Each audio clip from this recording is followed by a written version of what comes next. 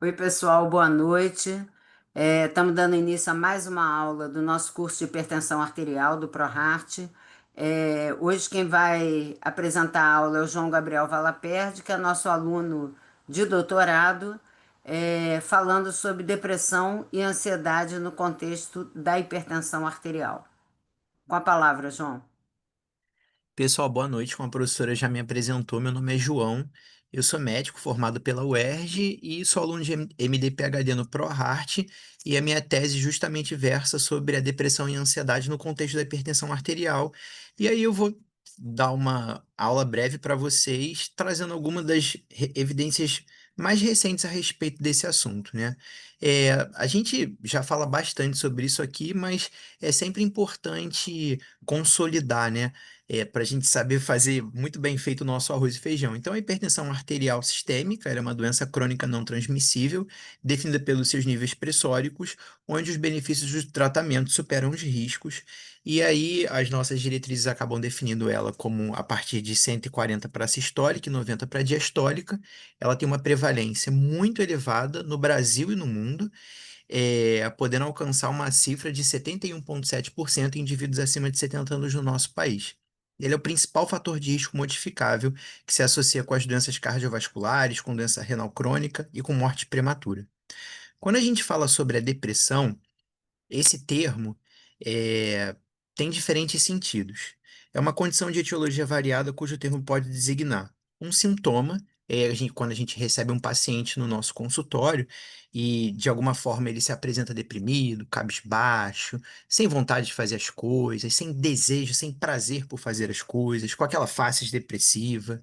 Ela pode ser uma síndrome quando esses sinais, esses sintomas acabam se reunindo e caracterizando um quadro, no caso, uma síndrome depressiva, ou ela ainda pode ser um transtorno mental, quando, a partir da presença de critérios estabelecidos num determinado período de tempo que trazem algum impacto à vida, ao funcionamento daquele indivíduo, ela pode ser um transtorno, como o transtorno depressivo maior, o transtorno disfórico pré-menstrual e vários outros que são tipificados pela CID ou pelo DSM. Quando a gente pensa sobre a depressão, a PNS, que é um grande estudo epidemiológico de base populacional aqui no Brasil, em 2019, estabeleceu que a prevalência da depressão no nosso país, a depender do critério de análise, pode variar de 5,7% a 10,8%. Quando a gente pensa por uma perspectiva global, o GBD, que é o Global Burden of Disease, é um estudo muito importante que avalia não só a prevalência, como a incidência de várias condições de saúde ao redor do globo, mas o seu impacto na qualidade de vida, na perspectiva econômica, enfim, coloca que a depressão contribui com 4,4% do DALY global, que é uma medida utilizada na epidemiologia para avaliar o quanto tempo de vida um indivíduo, de vida saudável, um indivíduo perde em função de uma determinada doença. Então, assim, olha a importância da depressão. Dentre todos os DALYs existentes para todas as causas, a depressão contribui com uma perda de 4,4% do DARES global. Isso é muita coisa mesmo. É, E ela é uma condição que tem uma causa psicossocial, causas biológicas, como a teoria da monoamina, que está aí desde a década de 40 tentando explicar a fisiopatologia da depressão, causas inflamatórias, genéticas, epigenéticas, causas relacionadas à alteração da morfofisiologia cerebral e alterações e eixos endocrinológicos. A ansiedade, por outro lado, ela não designa necessariamente uma doença. Ela pode ser caracterizada como algo selecionado durante o processo de evolução das espécies por trazer uma vantagem em adaptação dos seres ao ambiente e manutenção da vida.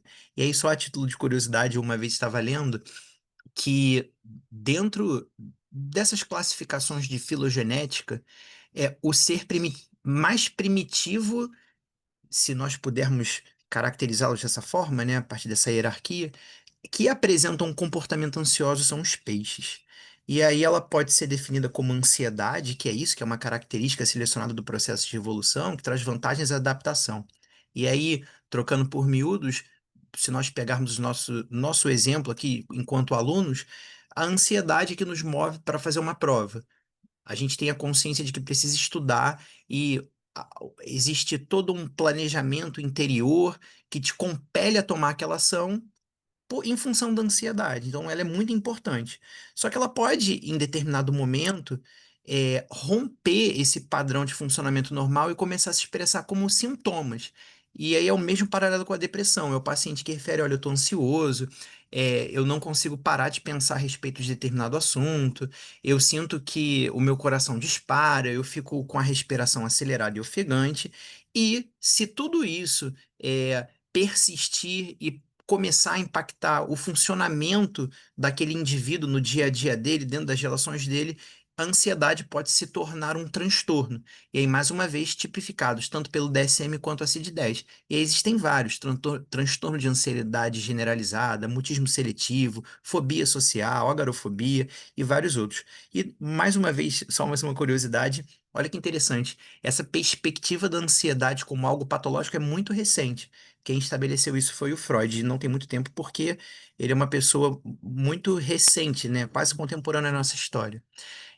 Quando a gente pensa sobre ansiedade, não existe nenhum grande estudo brasileiro que eu pelo menos conheça que estabeleceu a sua prevalência a nível populacional, mas esse é um estudo que foi realizado na região sul do país que encontrou uma prevalência de 27,4% de sintomas ansiosos na população.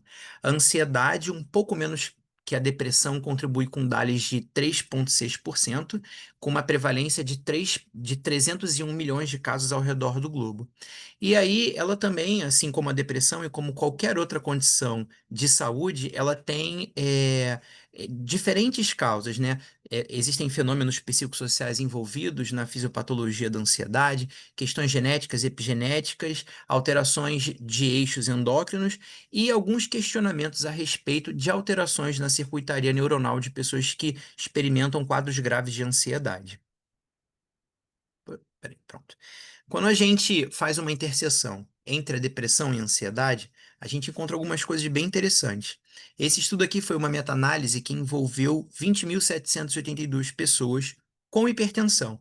E aí eles descobriram que existe uma prevalência de 28,5% de sintomas depressivos entre pacientes hipertensos, o que, quando comparado com a população geral, é bem superior. Se nós formos pegar o caso do Brasil, de 5 a 10% da população brasileira apresenta algum grau de depressão. Entre pacientes hipertensos, 28,5%. Essa aqui foi uma outra meta-análise que avaliou a mesma questão, só que durante o período da pandemia, e encontrou uma prevalência de quase 40% de sintomas depressivos entre pacientes hipertensos. E aí, essa outra meta-análise, ela avaliou qual era o impacto da depressão sob a hipertensão arterial ao longo do tempo em questões de incidência. E foi estabelecido, com base numa população de 22.367 pessoas, que a presença da depressão aumenta em 42% a chance de um indivíduo desenvolver hipertensão arterial ao longo do tempo. No caso do Brasil, esse estudo aqui ele é muito interessante porque ele avalia a depressão à luz, desculpa, ele avalia a saúde, diferentes desfechos em saúde à luz da depressão. E aí, foi feito com o mesmo dado do estudo que eu apresentei no slide anterior, referente à prevalência de depressão na população brasileira. Lá, é, a população brasileira que apresentava depressão era de 5 a 10%. Aqui, ele avaria, dentre os brasileiros com depressão, quantos apresentam hipertensão. Aí a gente percebe, desculpa, o contrário, dentre os brasileiros com hipertensão, quantos apresentam depressão? E a gente percebe que a quantidade quase duplica, né? 17,1% em comparação de 5 a 10,5%. Aqui foi um outro estudo que avaliou também com dados com base da PNS que a depressão, quando associada à hipertensão arterial, ela traz repercussões piores referentes à doença arterial hipertensiva.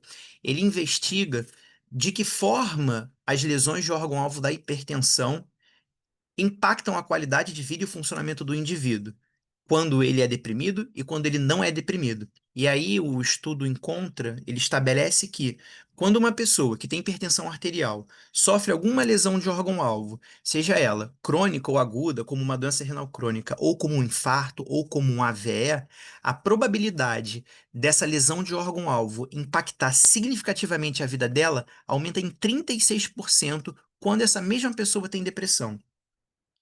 Quando a gente pensa na ansiedade, essa outra revisão sistemática encontrou uma maior probabilidade de indivíduos terem transtornos ansiosos quando forem hipertensos. Esse outro estudo aqui é muito interessante. Ele foi um estudo multicêntrico que realizou inquérito em diferentes países, e é muito interessante porque eles, diferente de todos os demais estudos, avaliaram os transtornos mentais não a partir de questionários que rastreiem esses transtornos, que é o que a gente mais vê na literatura, mas sim a partir de diagnóstico estabelecido com instrumentos médicos. E aí eles observaram que, em comparação com a população geral, pessoas que apresentam um transtorno mental têm cerca de 70% mais chances de desenvolver alguma questão cardiovascular. Isso numa análise transversal. Quando eles, depois de um tempo, eles pegaram esses pacientes e acompanharam por alguns anos. E eles descobriram que pessoas que têm alguns transtornos ansiosos, como o transtorno do pânico, fobia social e fobia específica, ao longo dos anos apresentam uma maior probabilidade de desenvolver hipertensão arterial. Ou seja, o sujeito com transtorno do pânico tem 29% mais chance de desenvolver hipertensão arterial com o tempo. O sujeito com fobia social tem cerca de 10% mais chance de desenvolver hipertensão com o tempo, e com fobia específica, 30% mais chance de desenvolver hipertensão com o tempo. E aí a gente observa que a prevalência dos sintomas depressivos e ansiosos é maior entre os portadores de hipertensão, quando comparados com e que a presença dos sintomas depressivos e ansiosos contribui com o aumento da incidência da hipertensão, e que há menos estudos em relação entre ansiedade e hipertensão, quando comparados com os estudos referentes à depressão e à hipertensão. E existe uma forte heterogeneidade nos diferentes estudos a respeito dos seus métodos, dos participantes, etc. E aí, a epidemiologia é muito legal porque ela nos dá a oportunidade de fazer algumas observações e, a partir delas, conseguir raciocinar em cima dessas questões do porquê o A caminhar para o B, né? Por que que os sintomas depressivos podem aumentar a probabilidade do indivíduo apresentar numa análise transversal uma hipertensão arterial, ou numa análise longitudinal se relacionar de forma efetiva em termos de incidência, né? Existem vários estudos tentando explicar essas relações e, mais uma vez, não é nada monocausal, e sim multicausal complexo, né? A justificativa pode parar no estilo de vida, porque pessoas deprimidas com transtornos mentais tendem a ter um comportamento sedentário maior, ter uma maior ingesta de álcool, de ultraprocessados com destaque ao sódio.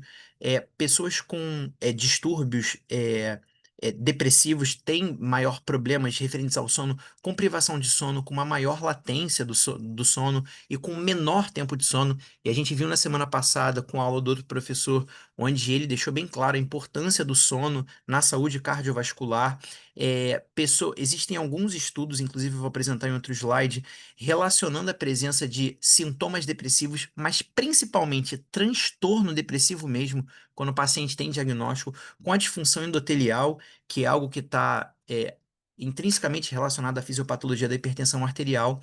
Existem alguns outros estudos, tanto em nível experimental, mas poucos em nível clínico, né, relacionando alterações endócrino-metabólicas e inflamatórias com a hipertensão arterial, com com maiores níveis de cortisol, com alterações em eixos endócrinos e com a participação de um estado imunoinflamatório crônico. Existem hoje evidências de que o sistema renina-angiotensina-aldosterona possa participar na gênese dos transtornos mentais, e ele também, quando desbalanceado, está relacionado à hipertensão arterial, sobretudo a hipertensão arterial resistente.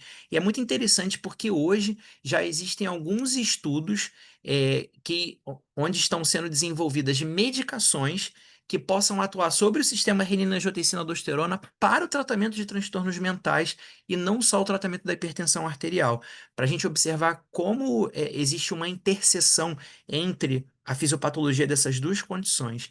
Existem algumas justificativas e explicações genéticas, né, para a relação dos sintomas depressivos com a hipertensão arterial.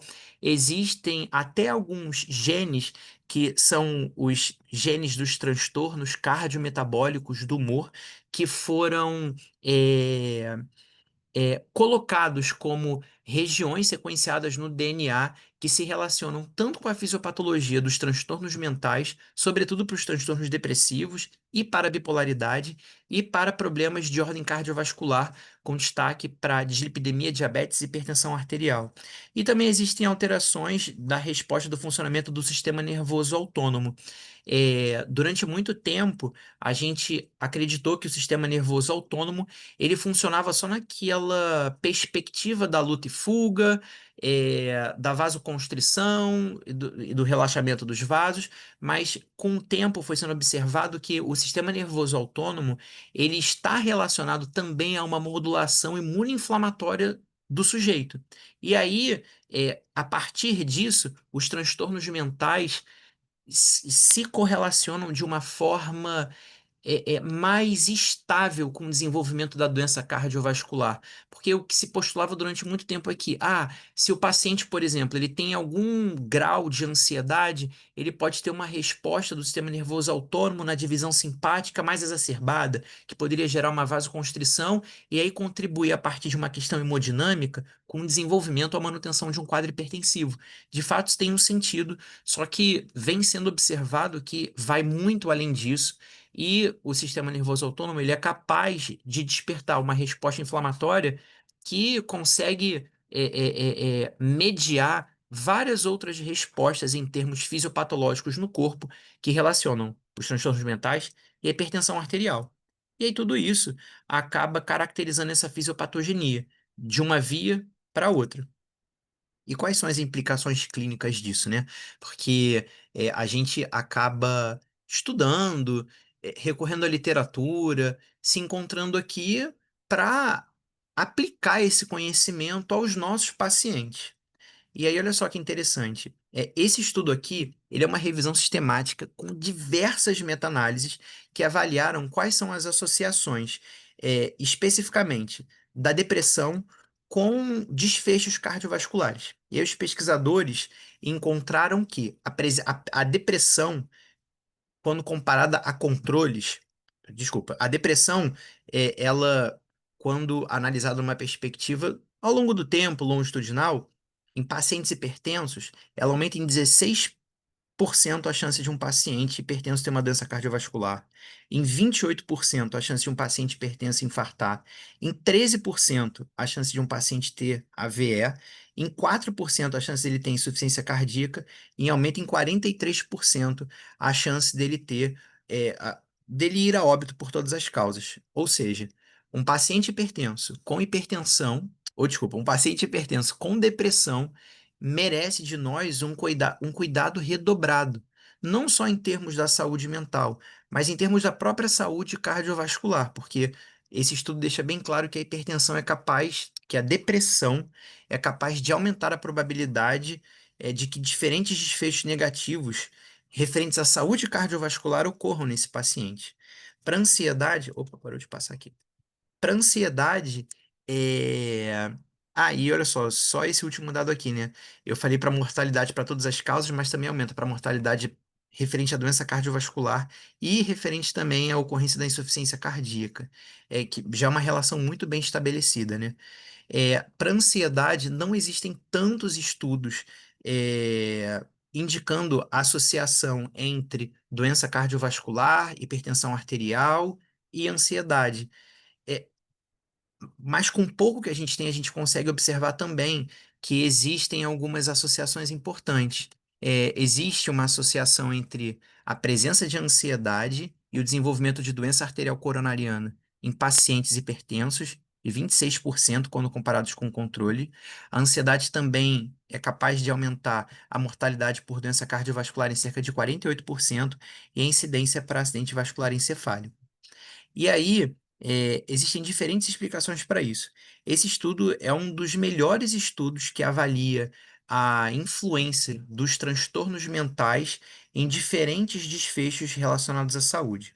É uma corte prospectiva que foi realizada em 140 unidades, lá na Inglaterra, com follow-up de 10 anos, com uma metodologia bem robusta. Eles contaram com cerca de 500 mil participantes adultos com diferentes diagnósticos e investigaram qual é a influência dos transtornos mentais sobre diferentes desfechos em saúde no geral. E aí, os desfechos que eu selecionei aqui foram pensados justamente na saúde cardiovascular: diabetes, hipertensão, dislipidemia, tabagismo, obesidade e sedentarismo. E olha só os resultados. Quando a pessoa ela é hipertensa e apresenta Desculpa, quando a pessoa, acompanhada na atenção primária, apresenta depressão, ao longo dos anos, ela tem 22% mais chances de se tornar diabética, em comparação com uma pessoa que não é deprimida. O mesmo se faz verdadeiro para todas essas outras condições. A pessoa que tem depressão, em comparação com uma pessoa que não tem depressão, ela tem 7% mais chances de se tornar hipertensa com o passar do tempo, 28% mais chance de desenvolver um problema referente ao colesterol, 20% mais chance de se tornar tabagista, de desenvolver obesidade ou de se tornar sedentária. Para ansiedade, existem também várias associações positivas, exceto para o tabagismo e para o sedentarismo. Mas para diabetes, hipertensão, dislipidemia e obesidade, tudo também é verdadeiro nesse sentido. E aí, a gente passa a entender melhor o porquê desse racional, porque esses outros fatores de risco cardiovascular em comum com a hipertensão arterial também se relacionam com a própria gênese da hipertensão arterial. E aí surge uma dúvida. Ué, mas se os transtornos mentais são capazes de predizer a ocorrência da hipertensão arterial ou de desfechos negativos relacionados à hipertensão arterial, será que se a gente tratar o transtorno mental no paciente com hipertensão arterial, isso pode de alguma forma suavizar, minimizar as consequências da hipertensão arterial? Aí olha só que interessante. Essa revisão sistemática com meta-análise é, pegou 27 ensaios clínicos e estimou o efeito da terapia antihipertensiva combinado com terapia medicamentosa para o tratamento de depressão e ou ansiedade. E aí eles avaliaram alguns desfechos, mas eu queria chamar a atenção para alguns desfechos, para dois desfechos em específico, que é a diferença média da pressão arterial sistólica e diastólica do grupo intervenção e controle. Ou seja, o que que ele tentou responder aqui? Ele se questionou assim: se eu tenho um paciente que tem hipertensão arterial e eu tenho um outro paciente que tem hipertensão arterial e depressão, se eu tratar esses dois pacientes, eu vou obter o mesmo resultado? E mais, agora pensando nesse paciente com hipertensão arterial e depressão, se eu tratar só hipertensão arterial, eu vou obter um resultado diferente do que eu iria obter se eu tratasse hipertensão arterial e a depressão? E olha que interessante. Quando eles fizeram a meta-análise, eles observaram que, quando a hipertensão arterial é tratada em conjunto com o transtorno mental, utilizando medicação psicotrópica, você tem uma redução, em média, de 11,2 milímetros de mercúrio para a pressão arterial sistólica. Para a pressão arterial diastólica, você tem uma redução de 8,21 milímetros de mercúrio. E, a respeito da eficácia da terapia antipertensiva, quando eles olham para o controle pressórico, ao tratar a depressão junto com a hipertensão, com a mesma quantidade de remédio, de drogas antipertensivas, você consegue otimizar o controle em 42% dos pacientes que têm hipertensão e depressão. E isso, assim, é impressionante. É, a respeito, e aí aqui é só uma pegada um pouco prática, né, para a gente parar para pensar um pouco que uma coisa não anda de mãos soltas à outra, né? Falando sobre o tratamento, é muito importante a gente raciocinar um pouco a respeito das drogas que são selecionadas para tratar os pacientes com hipertensão ou doença cardiovascular e doenças mentais no geral, né? Até porque essas medicações elas podem apresentar um perfil adverso cardiometabólico muito importante. Esse estudo de revisão, ele é bem recente, ele traz um compilado dos efeitos colaterais na perspectiva cardiometabólica das medicações psicotrópicas mais utilizadas para tratar tanto depressão quanto ansiedade, quanto outros transtornos mentais. E aí, esses são os principais efeitos que a gente pode encontrar ao tratar um paciente com essas medicações. O aumento de peso é um deles que pode ser atribuído à melhora clínica do transtorno mental ou um efeito colateral, e também alterações na neurotransmissão, como a modulação da leptina e de outras respostas bioquímicas. A mirtazapina é a medicação que tem maior efeito colateral em termos de aumento de peso e dos outros também aqui, quando a gente vai tratar esses pacientes, pois citalopram não tem efeito e alguns estudos mostram que a bupropiona pode levar à redução de peso. Com relação à resistência insulínica, algumas medicações são capazes de aumentar a resistência insulínica por mecanismos neurohormonais ou por bioquímicos, mas olha só que interessante. Existe um estudo no final da década de 90 que mostrou que os inibidores seletivos da recaptação de serotonina podem melhorar o perfil glicêmico de pacientes portadores do diabetes tipo 2. Eu não encontrei esse resultado sendo replicado em outros estudos, só nesse especificamente. Com relação à dislipidemia, existe uma associação importante entre algumas medicações que são utilizadas para o tratamento dos transtornos mentais, muito em função do aumento de peso, e de alterações no funcionamento de algumas enzimas hepáticas, e a mirtazapina, mais uma vez, é a que é mais associada a isso. E com relação à pressão arterial, as poucas medicações psicotrópicas que podem induzir um aumento da pressão são os inibidores seletivos da recaptação de serotonina e noradrenalina e os tricíclicos. Mas, diferente de todas as outras medicações, não existe uma evidência tão robusta e tão forte associando é, esses efeitos colaterais ao uso da medicação como para pressão arterial. Ou seja, apesar de haver esse risco, ele é muito menor do que os demais e com menor magnitude também. E aí tem só uma outra questão, né? E o caminho inverso? Será que do mesmo modo que eu apresentei ali no slide, que tratando o transtorno mental a gente pode acabar contribuindo para um controle da pressão arterial? Se a gente de alguma forma utilizar alguma medicação psicotrópica, desculpa, alguma medicação referente à pressão arterial, a gente poderia piorar algum transtorno mental? Durante muito tempo, inclusive por conta de uma revisão sistemática com meta-análise que não foi muito bem elaborada nos idos dos anos 2000, se acreditou que o uso de beta-bloqueadores poderia agravar alguns sintomas depressivos em pacientes previamente deprimidos, inclusive com risco de suicídio. Só que aí outros estudos foram realizados posteriormente e isso caiu por terra, de tal forma que o beta-bloqueador ele não deve ser mais desencorajado quando existe uma indicação formal para sua utilização em pacientes que apresentam transtorno depressivo. Existem algumas outras associações também bem interessantes entre a doença mental, no caso a depressão e a ansiedade, com a doença cardiovascular, especificamente a hipertensão. Existem alguns estudos que mostram que a presença da depressão é capaz de aumentar a probabilidade do indivíduo sofrer lesão de órgão-alvo com o tempo, decorrente da hipertensão arterial. Esse estudo aqui ele avaliou a associação entre sintomas depressivos e a hipertrofia ventricular esquerda a partir do eco com um N de 353 participantes. E foi observado que o aumento de um ponto em uma escala específica para depressão aumentou em 8% a probabilidade de haver uma associação entre a depressão e essa lesão de órgão-alvo.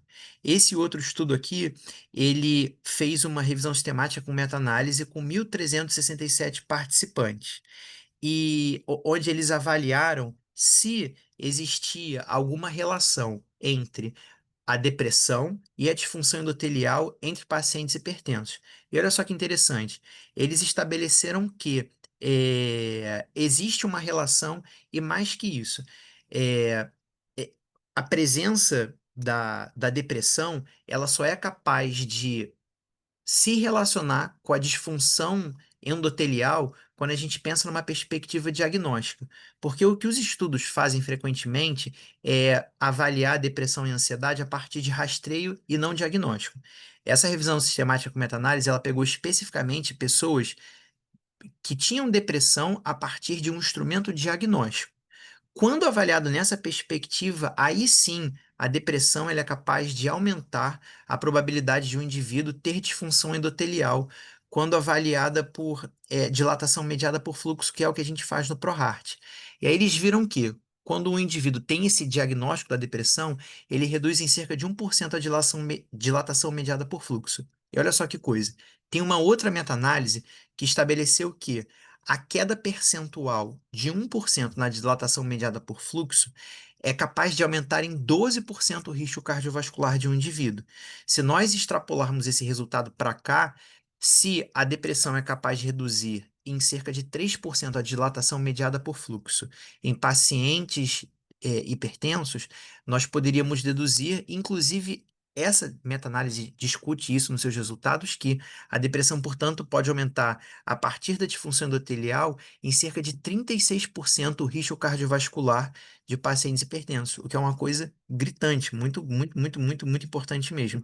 E aí, esse outro estudo é um estudo primário, e mais uma vez, porque existem poucos estudos avaliando a ansiedade em comparação com a hipertensão, mas avaliando qual é o impacto da ansiedade na rigidez arterial a partir da velocidade de onda de pulso, que é o que a gente também faz no ProHeart.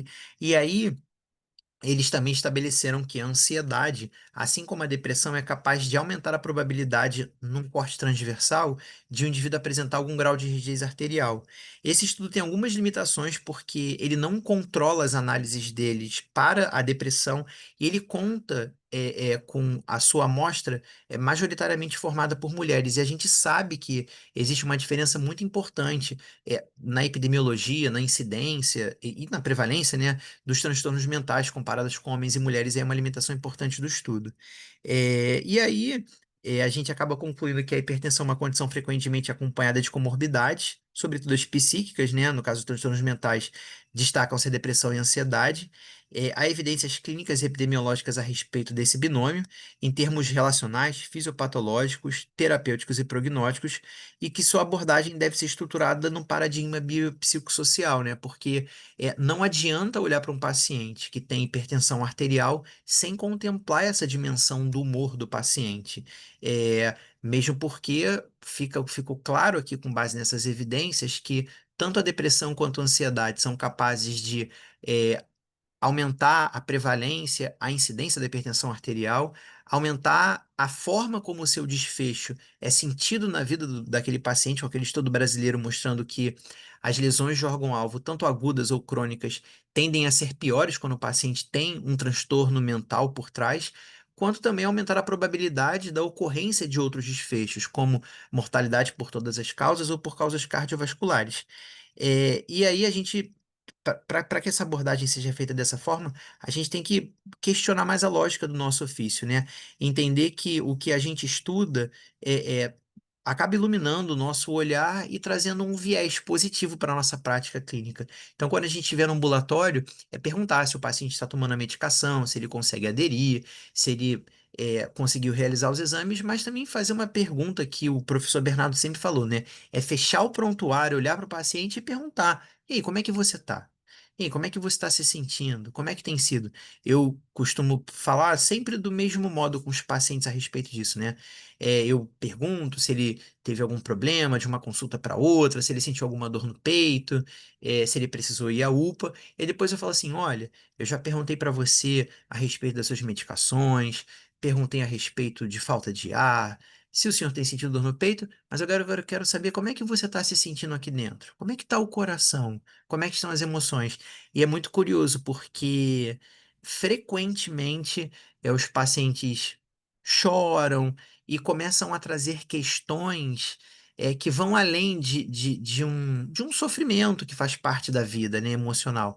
E são questões que vão precisar ser manejadas por nós como profissionais da saúde, né? Referente muitas vezes à ansiedade e à depressão. E aí foi uma apresentação rapidinha, mas era basicamente isso que eu tinha para falar com vocês. E aí, se alguém tiver alguma dúvida, quiser perguntar alguma coisa, estou aqui para responder. Bom, muito, muito legal, João. Excelente. É, eu acho que essa questão, né, dos transtornos emocionais Qualquer doença que a gente esteja acompanhando, mas nas doenças crônicas não transmissíveis, né, hipertensão, diabetes, blá, blá, blá, eu acho que isso concorre de uma maneira muito próxima, né, sempre. Sim. E não dá para dissociar, né? Às vezes assim, alguns desses trabalhos que você mostrou, né? Algumas coisas a gente fica questionando assim essa associação tão clara que é encontrada, mas ao mesmo tempo na prática clínica a gente encontra isso de uma maneira muito evidente, individual, né? Uma coisa Sim. totalmente individual e quanto isso aparece para a gente, né? Semana passada mesmo a gente teve um exemplo no ambulatório, né? Uhum. Que chamou muita atenção, né? Claramente, a questão do transtorno emocional estava envolvido em tudo, relacionado ao descontrole pressórico recente, né, da paciente. Uhum. Isso a gente vê na prática. De alguma maneira também, eu acho que isso tinha que ser mais reforçado a nível de graduação, de residência, Uhum. porque todo mundo sabe isso, mas na prática as pessoas perguntam pouco, né? Sim. Eu vejo assim muito é, o residente, o aluno chegar e falar assim: ah, tal doente, a pressão está totalmente descontrolada, a glicemia também, o colesterol ficou péssimo. O que que a gente vai aumentar de remédio? Às vezes não é nenhum, né? Sim. A gente não precisa aumentar nenhum dos remédios, só precisa conversar, né? Sim. E isso, na prática, a gente vê as pessoas fazerem pouco, né? Muito Uhum. pouco, e eu acho que faz toda a diferença, né? É, Vamos abrir aqui para as perguntas, eu vou parar a gravação. Tá.